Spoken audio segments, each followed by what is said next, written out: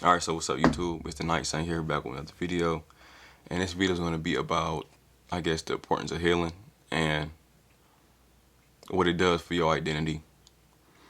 I think to a certain extent, when you go through bad things, or when bad things have been running your life for a long time, and it becomes a part of your identity and how you look at yourself. And let's say if you was to tell somebody who you are from a, you know, let's say like if somebody was to ask you to describe your life, these things that happen to you really contribute to how your point of view of yourself. Like for the most, like if I'm somebody to explain how I was raised by a single mother. I can't add my father in there, and being raised by that single mother, not saying it molded me, but it pushed me to a specific type of archetype of way of a man that grows up. Like we know about like the people that, let's say, they raised by a single mother, their life like just totally spirals out, versus the ones that are either hyper successful or the ones that, even let's say, they're hypersensitive. Like I think I'm the hypersensitive, the archetype of that way, where I'm hypersensitive, but also I'm just lazy. Of course, I want to do better with my life, but that's just who I am. And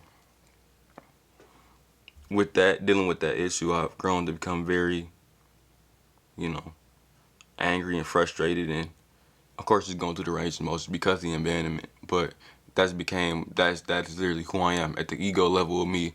At the ego level of Kevin, that's who I am. I can't run from that. And you realize that level of trauma, or that level of abandonment, is like still there. It's a part of your identity. It's a part of how you interact with people on your day-to-day basis. And if you're not willing to change that about yourself, you're not willing to heal and move past that, you are like realistically allowing yourself to be the same person you were 10 years ago, 15 years ago, or back when you experienced that trauma. It's like it allows for no new progress to happen. It allows for you to really stay in a frame of a child. It's almost like, I don't know if y'all ever hear about the people that, like, they say like man child, like people that are like kids. They still think like a kid, but they just grew up to the age of being a mature, not a mature adult, but an adult. And they still acting out the ways they used to act when they was a child, whenever, mostly in like, let's say, let me honest, a state of like traumatization, like when they was going through a rougher life, or whenever they was dealing with something rough. And when you healing, you gotta learn to split yourself from the identity. You gotta learn to really disassociate yourself from these negative emotions, because these negative emotions are keeping you at a lower vibration, but also keeping you in a lower state of yourself.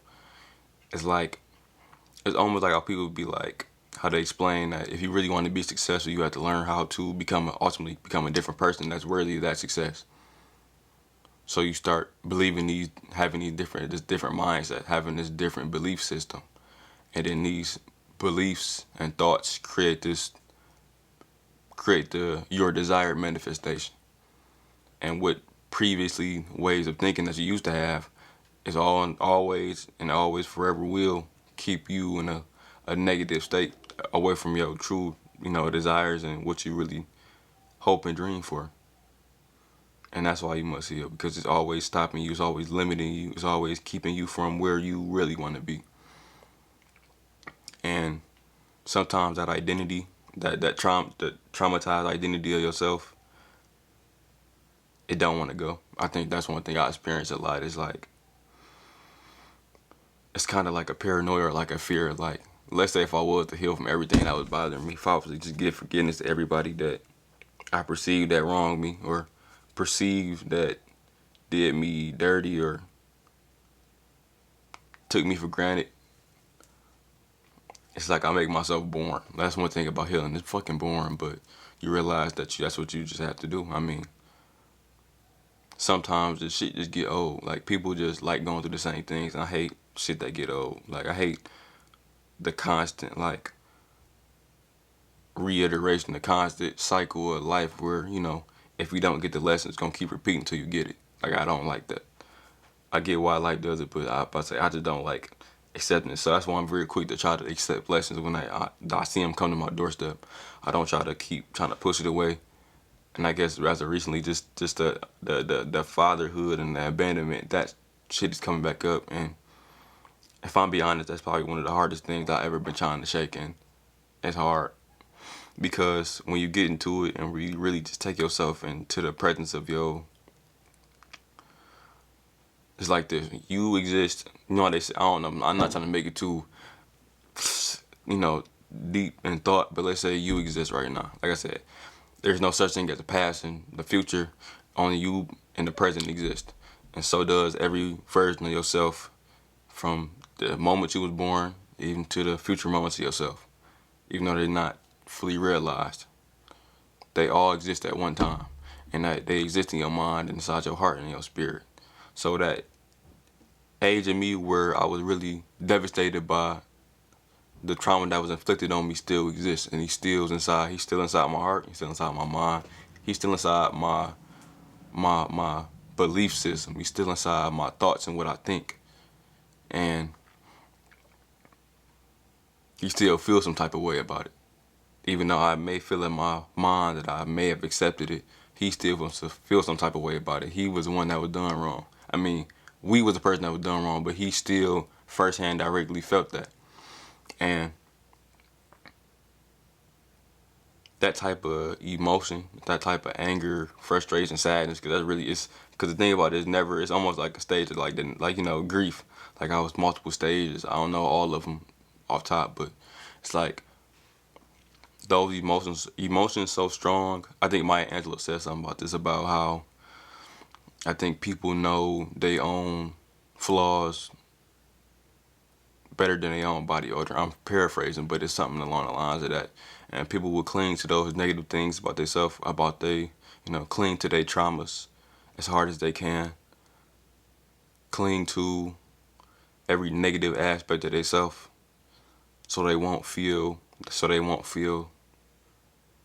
empty to a certain extent, because those negative emotions filled them up. Even though they was bad and they was always, you know, maybe in the subconscious or in the unconscious, they was there and they help you. They, to a certain extent, they help you feel whole. And I think they definitely had a spot, and they purposes, right.